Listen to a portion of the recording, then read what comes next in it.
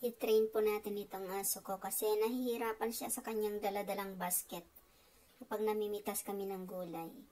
Gustong gusto niyang sumama sa garden, kaya ito ginawan namin siya ng maliit na cart. Bali, napulot ko lang po na bisikletang maliit yan at ginawa kong cart, yung pinakagulong. Ito, mamitas po tayo ng broccoli.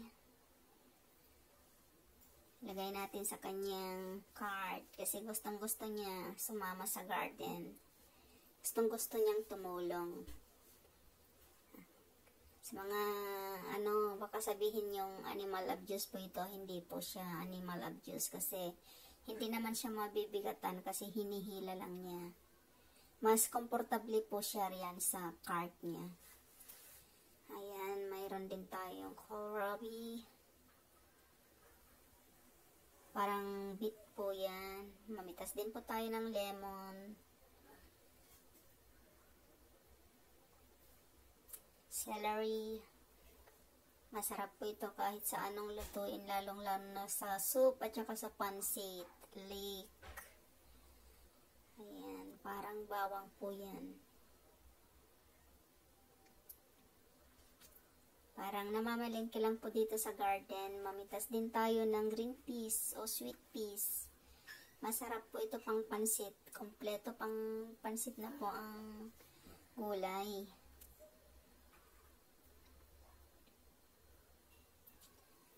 Ayan, medyo magulang na itong gisantis. Pero malambot pa rin po yung balat.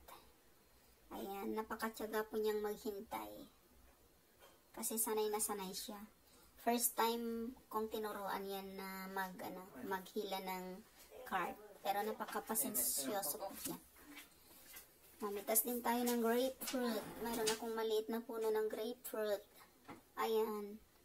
Hinog na ang bunga. May bulaklak na naman. Tuloy-tuloy yan na namumunga. Halika rito. Happy. Benaki, ayaw maglakad kasi hindi pa masyadong hindi pa hiyang, hindi pa sanay sa kanyang cart. Ayan, naglalakad na siya. Pahinto-hinto.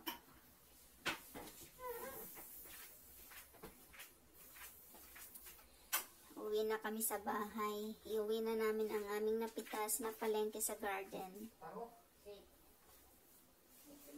Ayan. Sa hagdanan, medyo hirap siyang umakyat.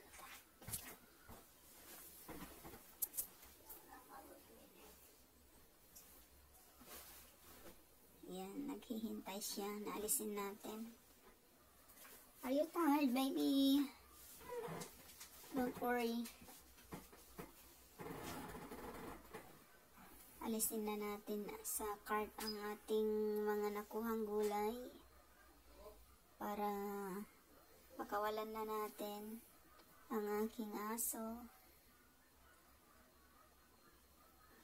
May prutas na po tayo, may gulay na po tayo.